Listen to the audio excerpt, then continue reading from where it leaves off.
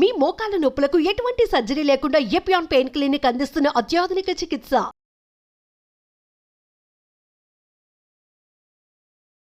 Welcome to Suman TV. నేను మీ నవీన్. ప్రస్తుతం నేను బేగంపేటలోని కిమ్స్ సన్షైన్ హాస్పిటల్లో ఉన్నాను. మనతో ఉన్నారు సీనియర్ ఆర్థోపెడిక్ సర్జన్ చిరంజీవి గారు. హాయ్ మ్యామ్, నమస్తే అండి. నమస్తే అండి. Ma'am, first of all thanks అండి మీ బిజీ టైంలో మాకు టైం ఇచ్చినందుకు. అదేవిధంగా ఏంటంటే ఆడియన్స్కి చెప్పేది ఏంటంటే ఇండియాలోనే మహిళా నీ రీప్లేస్మెంట్ సర్జన్ ఏకైక సర్జన్ మేడం గారు. మ్యామ్ ఏంటంటే ఇప్పుడు ఈరోజు ఇంటర్వ్యూ సీజన్ అనేది చేంజ్ అయిపోయింది. ఈ చలికాలంలో ఎక్కువ ఈ కీళ్ళ నొప్పులు వస్తూ ఉంటాయి, ముఖ్యంగా మహిళల్లో మనం చూస్తూ ఉంటాము.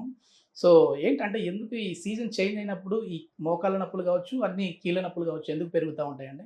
Any arthritis, any joint pains, any మీకు ఆర్థోపెడిక్ ప్రాబ్లమ్స్ అన్నీ మీకు శీతాకాలము అంటే చలికాలము అక్టోబర్, నవంబర్, డిసెంబర్, జనవరి వరకు చాలా ఎక్కువగా ఉంటాయి. ఎనీ ఆర్థరాలియాస్, ఇన్ఫ్లమేటరీ ఆర్థ్రోపతి అంటాము దాని మెడికల్ టర్మ్. తర్వాత రుమటాయిడ్ ఆర్థరైటిస్ అంటే మీకు తెలుస్తుంది కీళ్ళ నొప్పులని. తర్వాత సీరో నెగిటివ్ ఆర్థ్రోపతి, అది కూడా కీళ్ళ నొప్పులు లాంటిదే. తర్వాత డీజనరేటివ్ డిసీజెస్, తర్వాత other orthopaedic problems like plantar fasciitis కానీ, డీక్వెర్వెన్స్ కానీ, ట్రిగ్గర్ ఫింగర్స్ కానీ, ఈ అన్ని ప్రాబ్లమ్స్ వింటర్ సీజన్లో ఎక్కువగా ఉంటాయన్నమాట. దాని మెకానిజం ఏంటంటే స్టిఫ్నెస్. వింటర్ సీజన్లో ఐసింగ్ అంటే లైక్ టెంపరేచర్ తక్కువగా ఉండటంలో ఇన్ఫ్లమేటరీ మార్కర్స్ ఎక్కువగా లిబరేట్ అంటే లోపల బాడీలో రావటము, ఈ స్టిఫ్నెస్ ఎక్కువగా ఉండటము. ఎస్పెషల్లీ రుమటాయిడ్ ఆర్థరైటిస్ పేషెంట్స్కి అక్టోబర్ నుంచి సివియర్ పెయిన్స్ ఉంటాయన్నమాట. They cannot expose to cold. వింటర్లో వాళ్ళు 6 o'clockకి బయటకు రాలేరు. బయటకు వచ్చినా they have to wear protective glove వేసుకోవాలి. తర్వాత వామ్ వాటర్ తోటి మొహం కడుక్కోవటము, వాళ్ళ దినచర్యలు వామ్ వాటర్ తోటి స్టార్ట్ చేయటం అనేది జరగాలన్నమాట. సో ఈ వింటర్లో ఎందుకు ఎలాంటి ప్రాబ్లమ్స్ ఎక్కువగా ఉంటాయంటే inflammatory arthropathy, seronegative arthropathy, reactive arthralgia, rheumatoid arthritis and degenerative conditions కూడా పోస్ట్ ఆపరేటివ్ స్టేటస్లో వాళ్ళకి స్టిఫ్నెస్ ఎక్కువగా ఉంది అని కంప్లైంట్ చేస్తుంటారు పేషెంట్స్. అది పోతుంది. ఇదంతా టెంపరీ ఫినామినన్ అనమాట. నిద్ర లేచిన వెంటనే అసలు చేతులు ఇట్లా ముడిచాలన్నా కూడా ఇబ్బంది పడుతూ ఉంటారు మ్యామ్. అదే మెయిన్గా ఇది రుమటాయిడ్ ఆర్థరైటిస్ అనే కండిషను, సీరో నెగిటివ్ ఆర్థ్రోపతి అనే కండిషన్లో వాళ్ళకి పొద్దున్న లెగవగానే బ్రష్ చేసుకోవటం కూడా కష్టంగా ఉంటుంది. తర్వాత ట్యాప్ తిప్పాలంటే కష్టంగా ఉంటుంది. వాళ్ళ యాక్టివిటీస్ స్టార్ట్ చేసుకోవాలంటే చాలా ప్రాబ్లంగా ఉంటుంది అనమాట. దీన్ని మార్నింగ్ స్టిఫ్నెస్ అంటాం అనమాట. ఈ మార్నింగ్ స్టిఫ్నెస్ వింటర్ సీజన్లోనే ఎక్కువగా ఉంటుంది. వీళ్ళకి వింటర్ సీజన్లో వచ్చే పేషెంట్స్కి ఈ RA factor, anti CCP, CRP, ESR, CBP ఇవి స్పెషల్ టెస్ట్లు చేయించి వాళ్ళు ఏ మార్కర్స్ ఎలివేట్ అయినాయి, ఏ బ్లడ్ మార్కర్స్ ఎలివేట్ అయినాయి అని చూసి వాళ్ళకి మందులు ప్రత్యేకంగా ఈ 4 months ఎక్కువ రాస్తాం అనమాట. డాక్టర్ గారు ఈ మందులే జీవితాంతం మింగాల అంటే లేదు. ఈ వింటర్ సీజన్లోనే కొంచెం ఈ రియాక్టివ్ ఆర్థరాలియాస్, ఇన్ఫ్లమేటరీ ఆర్థ్రోపతీస్ ఇవన్నీ ఎక్కువగా ఉంటాయన్నమాట. వీటికి మేము లెఫ్నమైడ్ అని, హెచ్సిక్యూస్ అని, సాజ్ అని, యూగ్లూటమైడ్ అని ఈ ట్యాబ్లెట్స్ పెడతామన్నమాట. ఇన్ని ట్యాబ్లెట్స్ జీవితాంతం మింగకర్లేదు. సమ్మర్ సీజన్లో వీళ్ళకి చాలా హ్యాపీగా ఉంటారు. తర్వాత ఫ్లెక్సిబిలిటీ ఎక్కువగా ఉంటుంది, స్టిఫ్నెస్ తగ్గుతుంది. ఇన్ని మందులు వేసుకోవాల్సిన అవసరం కూడా తగ్గుతుంది. హెచ్సిక్యూఎస్ టాబ్లెట్ అనేది చాలా వరకు కూడా అంటే డాక్టర్ దగ్గరికి రాకుండానే మళ్ళీ మాకు ఈ పెయిన్స్ వచ్చాయని చెప్పి వాటిని వాడుతూ ఉంటారు కదా మ్యామ్. దానివల్ల ఏమైనా సైడ్ ఎఫెక్ట్స్ ఉంటాయా? సైడ్ ఎఫెక్ట్స్ అంటే విజన్ చూపించుకోవాలండి.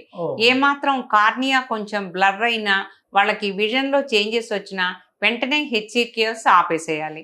హెచ్సిక్యూఎస్ తో ఇంకా వచ్చే వేరే టాక్సిటీస్ ఏమి ఉండవు, కానీ కార్నియల్ ఒపాసిటీస్, కార్నియల్ కెరటైటిస్, తర్వాత బ్లరింగ్ ఆఫ్ ద విజన్, ఇవి మంటలు, ఐ బ్లరింగ్ సెన్సేషను, తర్వాత burning sensation, watering, I watering ఇవి వస్తాయి హెచ్సిక్యూఎస్ లాంగ్ రన్లో.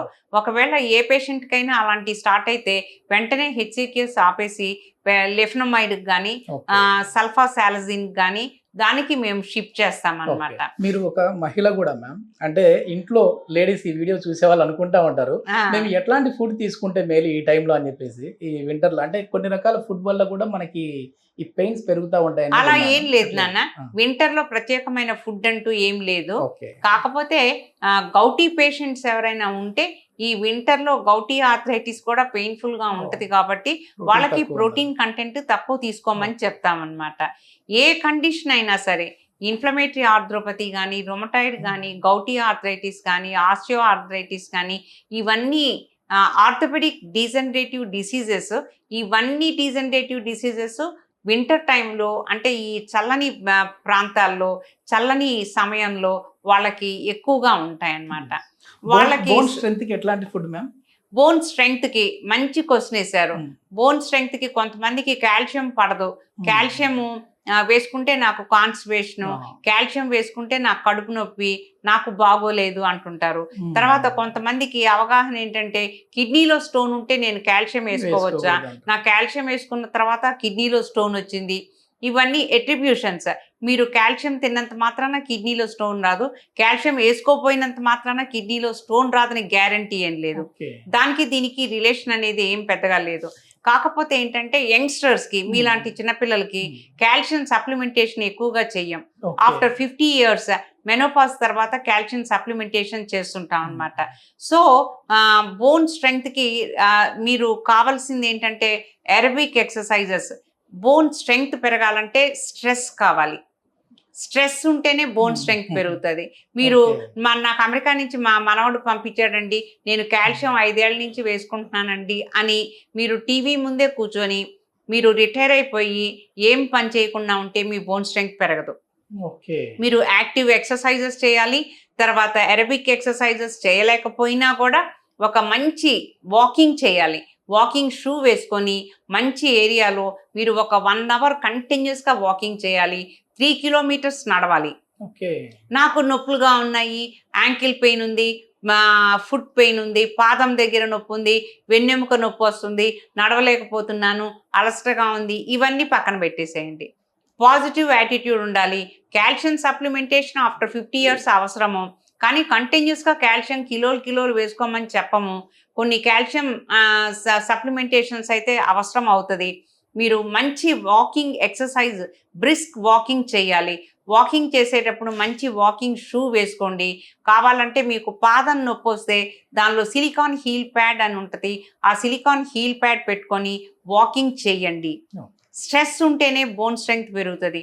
మీరు కాల్షియం సప్లిమెంటేషన్ రెగ్యులర్గా తీసుకున్న తర్వాత కూడా మీ బోన్ స్ట్రెంగ్త్ పెరగలేదంటే మీరు బోన్కి స్ట్రెస్ ఇవ్వలేదని అర్థం. తర్వాత మీరు అడిగిన ప్రశ్న, ఏ పదార్థాల్లో కాల్షియం ఎక్కువగా ఉంటుంది?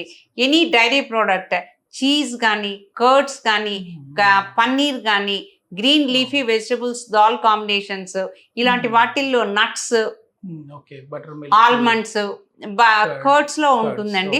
తర్వాత చీజ్ లో ఉంటుంది, తర్వాత పన్నీర్ లో ఉంటుంది, green leafy vegetable dal combinations లో ఉంటుంది, నట్స్, ఆల్మండ్స్, వాల్నట్స్ వీటిల్లో అంతా ఉంటది. సో ఒక డైరీ ప్రోడక్ట్ మీరు తినాలి. ఫ్రెష్ ఫ్రూట్ తినాలి. రోజు ఒక అలవాటు చేసుకోవాలి, ఫ్రెష్ ఫ్రూట్ తినాలి. నట్స్ మీ సప్లిమెంటేషన్ లో ఒక పార్ట్, ఎవరు మర్చిపోవద్దు. నట్స్ తినాలి. థ్యాంక్ యూ మ్యామ్, చాలా మంచి ఇన్ఫర్మేషన్. ఓకే అమ్మా.